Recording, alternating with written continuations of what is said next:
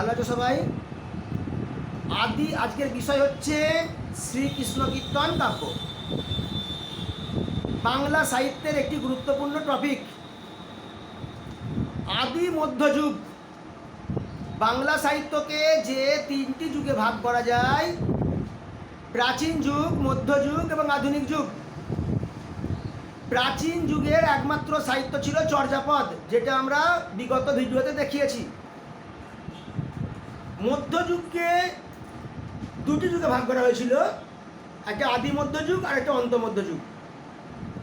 আদি মধ্যযুগের সাহিত্য হচ্ছে শ্রীকৃষ্ণ কীর্তন কাব্য। 1201 থেকে 1500 পর্যন্ত, 1500 খ্রিস্টাব্দ পর্যন্ত এই সময়টাকে বলা হয় আদি মধ্যযুগের সময়কাল। যদিও 1201 থেকে 1350 সময়কাল পর্যন্ত কোনো সাহিত্য রচিত হয়নি, তাই এই সময়কালটাকে বলা হতো বন্ধা যুগ। আর 1350-এর পরবর্তী সময়ে রচিত হয়েছে আদি মধ্যযুগের একমাত্র সাহিত্য শ্রীকৃষ্ণ কীর্তন কাব্য। সেই শ্রীকৃষ্ণ কীর্তন কাব্য আমাদের আজকে আলোচনা বিষয়। আমরা জানি এই শ্রীকৃষ্ণ কীর্তন কাব্যটি রাধা এবং কৃষ্ণের লীলা বিষয়ক একটি আখ্যান কাব্য। 1909 খ্রিস্টাব্দে বসন্ত রঞ্জন রায় বিদ্যুৎ বল্লভ মহাশয় বাঁকুড়া জেলার কাকিল্লা গ্রামের অধিবাসী, যেটা বন বিষ্ণুপুরের কাছেই অবস্থিত, দেবেন্দ্রনাথ মুখোপাধ্যায়ের গোয়ালঘরের মাচা থেকে এই শ্রীকৃষ্ণ কীর্তন কাব্যটি আবিষ্কার করলেন। এখন বিষয় হলো, গোয়ালঘরের মাচায় পাওয়া গেল কেন? প্রশ্ন, গোয়ালঘরের মাচায় কেন এলো? এখানে একটা ঐতিহাসিক তথ্য রয়েছে। যে বিখ্যাত তুর্কি আক্রমণ ভারতবর্ষে ঘটেছিল, তুর্কি আক্রমণের ফলে ভারতবর্ষের বহু সাহিত্য, ধর্মগ্রন্থ তুর্কিরা ধ্বংস করে ফেলার সংকল্প নিয়েছিল। সেই কারণেই চর্যাপদকে নেপালে লুকিয়ে রাখা হয়েছিল। আর আদি মধ্যযুগে দীর্ঘদিনের পর যে সাহিত্যটা লেখা হলো, বড়ু চণ্ডীদাস যে সাহিত্যটা লিখল, সেই শ্রীকৃষ্ণ কীর্তন কাব্যটা, তাকে লুকিয়ে রাখা হলো কোথায়? না, গোয়ালঘরের মাচায়। বাঁকুড়া জেলার বন বিষ্ণুপুরের নিকট কাকিল্লা গ্রামের অধিবাসী দেবেন্দ্রনাথ মুখোপাধ্যায়ের গোয়ালঘরের মাচায় এটাকে লুকিয়ে রেখে আসা হলো। তাই এটা গোয়ালঘরের মাচা থেকে পাওয়া গেল। এবারে এই যে শ্রীকৃষ্ণ কীর্তন কাব্যটা গোয়ালঘরের মাচায় পাওয়া গেল, সেখান থেকে নিয়ে আসা হলো। বসন্ত রঞ্জন রায় সেটাকে নিয়ে এসে 1916 খ্রিস্টাব্দে বঙ্গীয় সাহিত্য পরিষদ থেকে গবেষণা করার পর সেটা শ্রীকৃষ্ণ কীর্তন নাম নিয়ে প্রকাশ করেন। যদিও যখন এটা আবিষ্কার হয় তখন সেখানে একটা চিরকুট পাওয়া গেছিল, সেখানে নাম ছিল শ্রীকৃষ্ণ সন্দর্ভ। পরবর্তীকালে এটা যখন ছাপা হলো, গ্রন্থাকারে প্রকাশ হলো, তখন নাম দেওয়া হলো শ্রীকৃষ্ণ কীর্তন, ওই বসন্ত রঞ্জন রায় বিদ্যুৎ বল্লভ মহাশয়।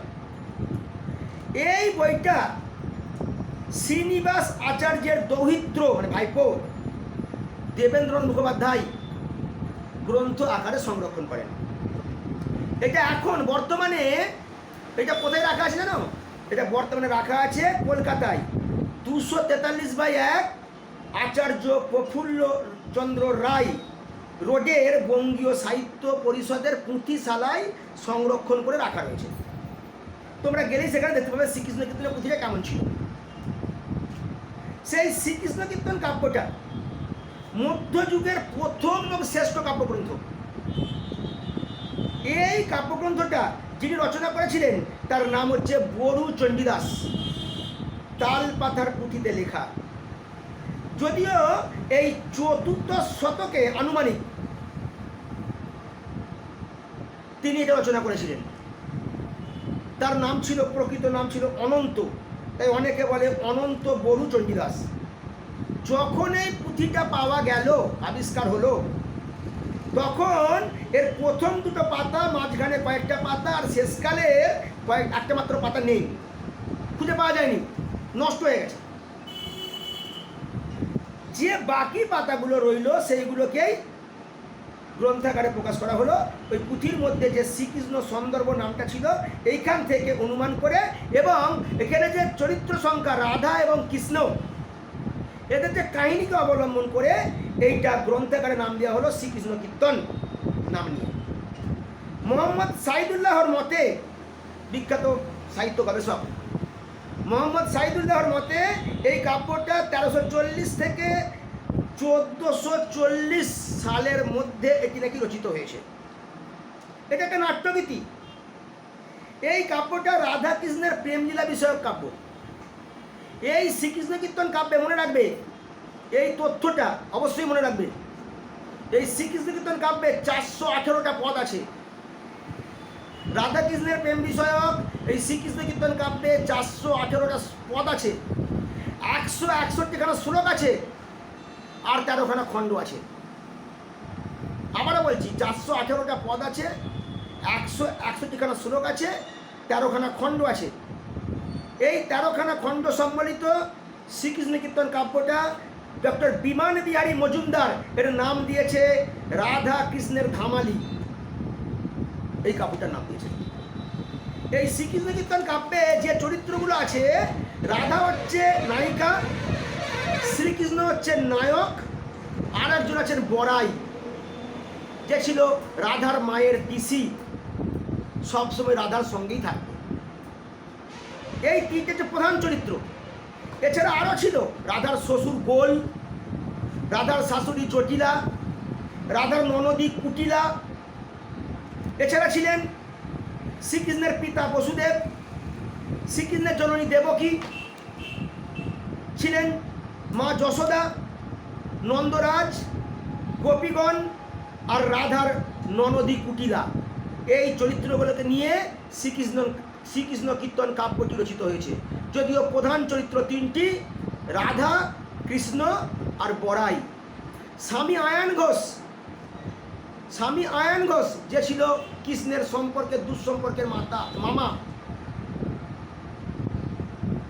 এইভাবেই শ্রীকৃষ্ণ কীর্তন কাব্য পরিসমাপ্তি ঘটেছে। শ্রীকৃষ্ণ কীর্তন কাব্যে বড়ু চণ্ডীদাস ওই নিজের নামটা চণ্ডীদাস, বড়ু চণ্ডীদাস কথাটা 298 বার ব্যবহার করেছেন। এই তথ্যটা ভালো করে মনে রাখবে। শ্রীকৃষ্ণ কীর্তন কাব্যে বড়ু চণ্ডীদাস নিজের নামটা যে বড়ু চণ্ডীদাস, এই ধ্বনিতাতে 298 বার ব্যবহার করেছেন। বড়ু কথাটা ঠাকুর, বড়ু কথার অর্থ হচ্ছে ঠাকুর। তাই শ্রীকৃষ্ণ কীর্তন কাব্যে এই তথ্যগুলো পাই। এই কাব্যটা মিশ্রবৃত্ত ছন্দে রচিত হয়েছে, মিশ্রবৃত্ত ছন্দে রচিত হয়েছে। এই শ্রীকৃষ্ণ কীর্তন কাব্যে যমুনা নদী এবং কালিন্দী নদীর কথা উল্লেখ আছে। শ্রীকৃষ্ণ কীর্তন কাব্য শরৎ ঋতুতে সমাপ্ত ঘোষণা করা হয়। এই কাব্যটি 13টা খণ্ডে রচিত। 13টা খণ্ড: জন্মখণ্ড, তাম্বুলখণ্ড, দানখণ্ড। আবার বলছি, জন্মখণ্ড, তাম্বুলখণ্ড, দানখণ্ড, নৌকাখণ্ড, হাড়খণ্ড, ছত্রখণ্ড, বৃন্দাবনখণ্ড, কালীয় দমনখণ্ড, যমুনাখণ্ড, হাড়খণ্ড, বানখণ্ড, বংশীখণ্ড, এবং সর্বশেষ খণ্ডটির নাম হচ্ছে রাধা বিরহ খণ্ড। যদিও সবগুলোর সঙ্গে খণ্ড যোগ করব, শেষেটির সঙ্গে কোনো খণ্ড যোগ করব না। সেটা শুধুমাত্র উল্লেখ করতে হবে রাধা বিরহ। এটা কোনো খণ্ড নয়, এটা প্রক্ষিপ্ত অংশ। এই 13টা খণ্ড মনে রাখার সব থেকে সহজ পদ্ধতি আছে একটা ছড়া আকারে। এই ছড়াটা বলে দিচ্ছি, তোমরা খাতায় লিখে নেবে, আর ভালো করে তোমরা এটা ঠোঁটস্থ করে রাখবে, সারা জীবন মনে রাখতে পারবে। জন্মিয়া কৃষ্ণ করেন তাম্বুল দান, জন্মিয়া কৃষ্ণ করেন তাম্বুল দান, জন্মখণ্ড, তাম্বুলখণ্ড, দানখণ্ড।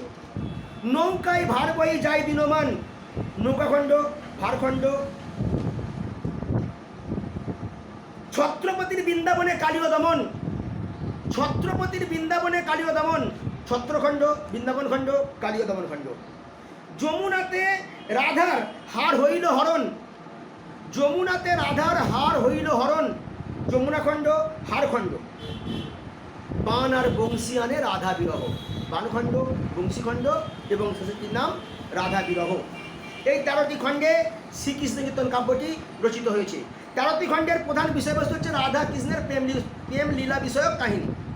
জন্মখণ্ডে আছে শ্রীরাধার জন্মের কথা। সাগর রাজের ঘরে পদুমার গর্ভে রাধার জন্ম, আর বসুদেবের ঘরে দেবকীর গর্ভে কংসের কারাগারে আমাদের শ্রীকৃষ্ণের জন্ম। পরবর্তীকালে সে বড় হয়েছে কার কাছে? মা যশোদার কাছে। তাম্বুল খণ্ডে আছে রাধা কৃষ্ণের কাছে তাম্বুল প্রেরণ করলেন। তাম্বুল বলে পানকে, প্রেম নিবেদনের একটা মাধ্যম তখনকার দিনে, আত্মীয়তার সূত্র, আত্মীয়তার বন্ধন। আজও 2024 সালেও এই আত্মীয়তার বন্ধন গড়ে তোলার জন্য নিমন্ত্রণ রক্ষার্থে পান সুপুরিতে নিমন্ত্রণ করা হয় আমাদের হিন্দু মত অনুসারে, আত্মীয়তার বন্ধন গড়ে তোলার জন্য। তাই তাম্বুল খণ্ডে শ্রীকৃষ্ণ বরায়ের মাধ্যমে রাধাকে তাম্বুল প্রেরণ করেছিলেন। দান খণ্ডে কৃষ্ণ দানি সেজে মথুরার পথে বসে থাকেন, বলপূর্বক শ্রীকৃষ্ণ রাধাকে আলিঙ্গন করেন। নৌকা খণ্ডে মাছ দরিয়ায় রাধা কৃষ্ণের জলক্রীড়া চলে। বস্ত্রখণ্ডে শ্রীকৃষ্ণ রাধার বস্ত্র হরণ করে। ভাড়খণ্ডে রাধা যখন দুধ এবং দই বিক্রি করতে যেত যমুনার ওপারে, তখন কৃষ্ণ রাধার এই কষ্ট সহ্য করতে পারত না, তাই রাধার ভাড়টা বয়ে দিত শ্রীকৃষ্ণ। সেই কাহিনীটা উল্লেখিত রয়েছে। বৃন্দাবন খণ্ডে রাধা এবং কৃষ্ণের মিলন ঘটে।